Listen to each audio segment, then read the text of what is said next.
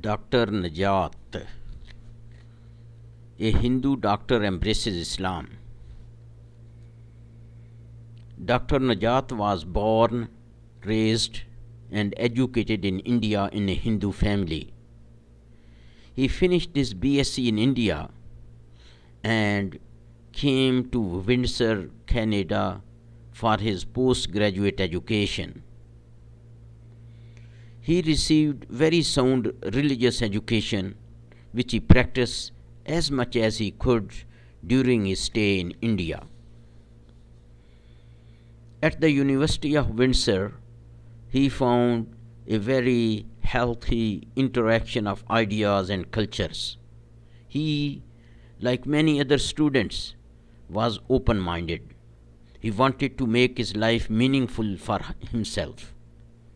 He was not comfortable with his Hindu ideas and practices. He therefore started reading Bible.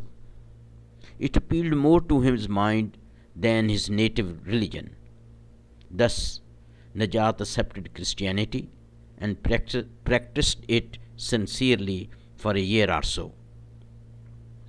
However, he did not find the ultimate satisfaction that he was looking for. Consequently, he started exploring Islamic ideology. College campuses offer a unique freedom of choice and practice.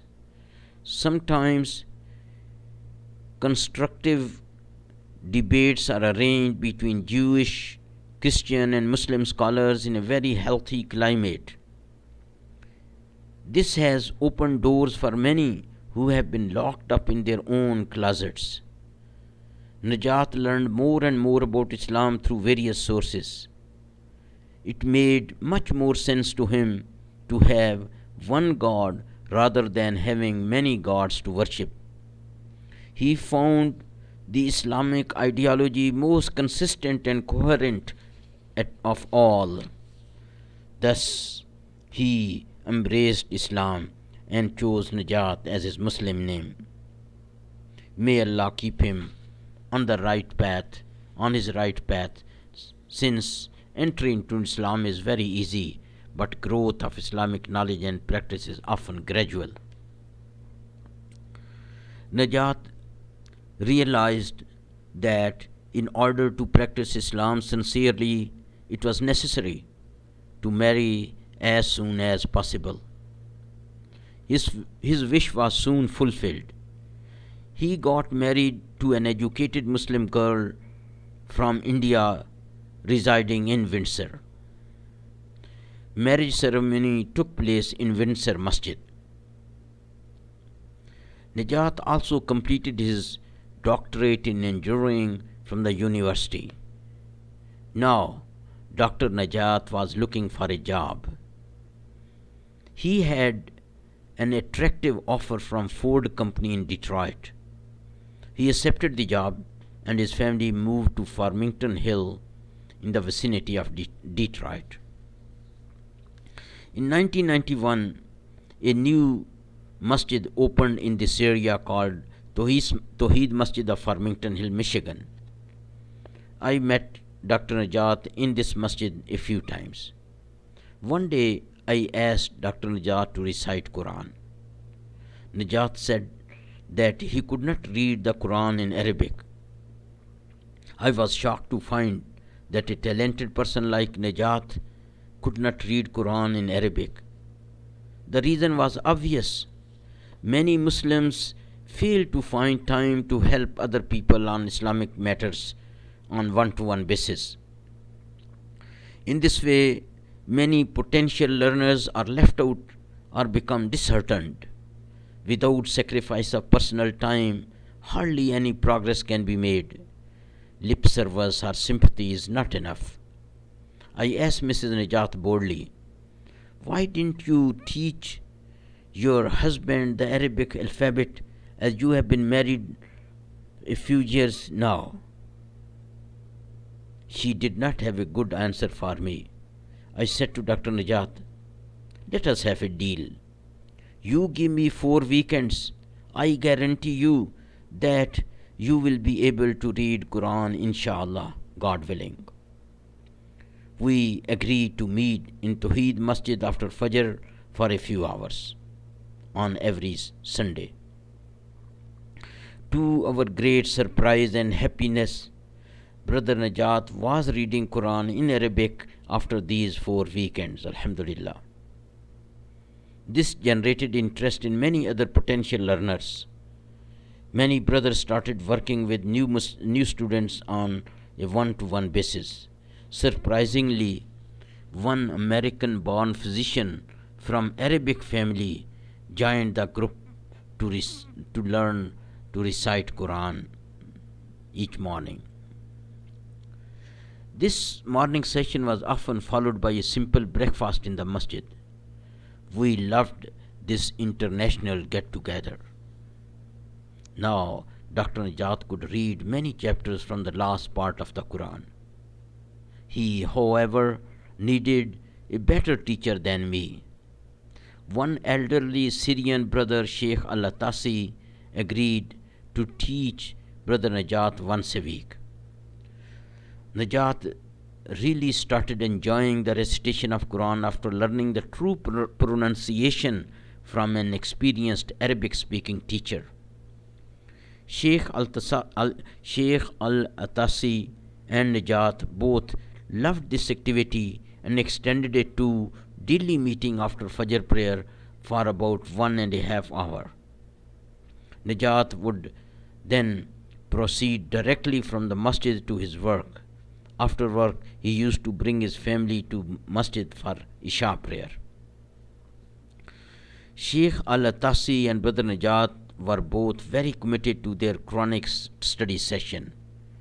Winter is very nasty in Detroit. Both hardly missed any day through snow or storm. Sheikh Al-Atasi was very proud of his student. Sheikh Al-Atasi used to say to me repeatedly, "Najat's pronunciation is better than yours." Najat not only had an excellent pronunciation, but he could also read the Quran from anywhere you opened it. Najat also started reading the meaning of Quran in English. In this way, he started appreciating. In this way, he started appreciating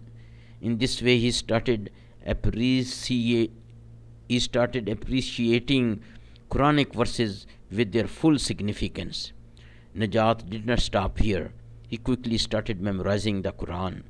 The last time I met him, he had memorized about half of the 30th session of Quran.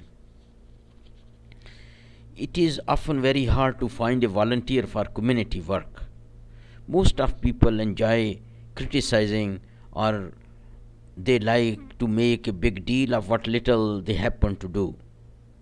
Dr. Najat volunteered himself to run some of the community affairs without any preaching or motivation on my part. He often opened the masjid for Fajr prayer. Although he lived furthest from it, he used to remove snow from the footpath and passage leading to the main door of the masjid. He used to sprinkle salt over this area to prevent anybody from falling and breaking his bones. These services by Dr. Najat were very essential and important to our community, since any injured person could easily sue the masjid for huge damages. Consequently, insurance companies would refuse to provide insurance to such public places. Dr. Najat also helped run the weekend Islamic school in the masjid. He would again open the masjid every Sunday before Zohar's prayer and remove the snow and sprinkle salt before arrival of any teacher or student. Collecting school fees from parents is a very unpleasant job. Najat did it without annoying anybody. He used to buy snacks and serve them to the children during the break. He used to clean the kitchen single-handedly and defrost the refrigerator periodically. One evening, I was closing the masjid after Salatul Tarawih. All persons had left. I was closing the lights of various areas one by one. As I stepped in wudu area for men, I was surprised to see that Dr. Najat was cleaning the washrooms. I recall the washroom were 6 in number. I thanked Dr. Najat.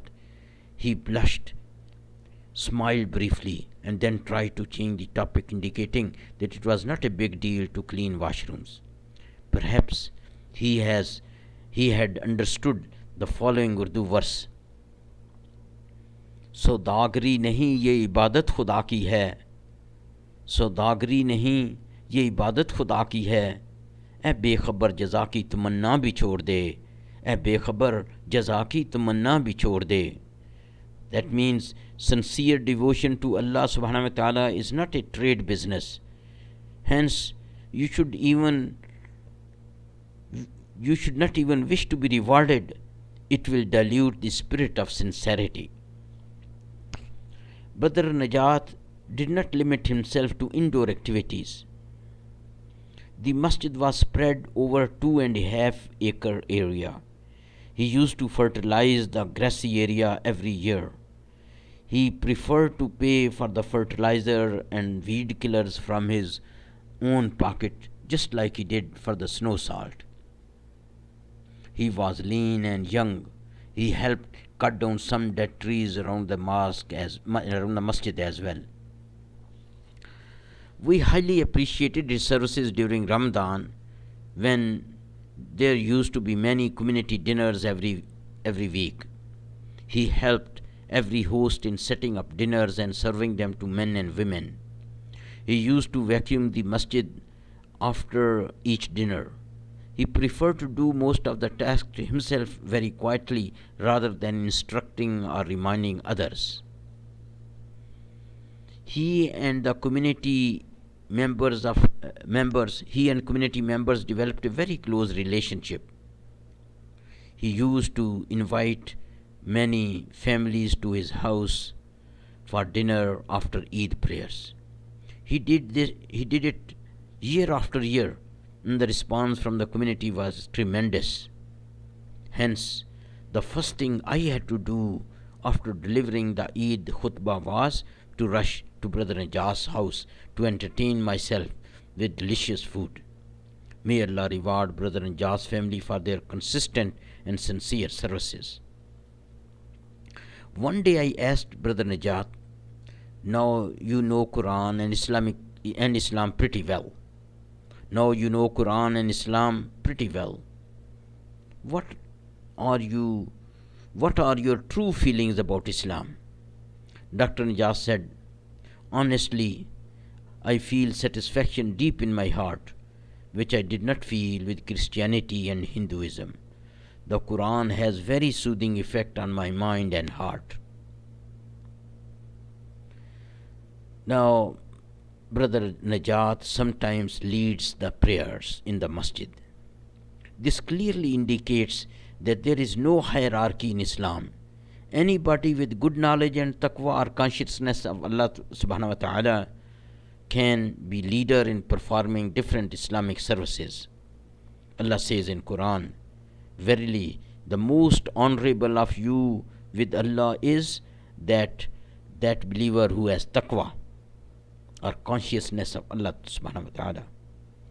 In Islam, anybody with taqwa can act as a leader irrespective of color, creed, geographic origin or nationality. How fair and fantastic this religion is.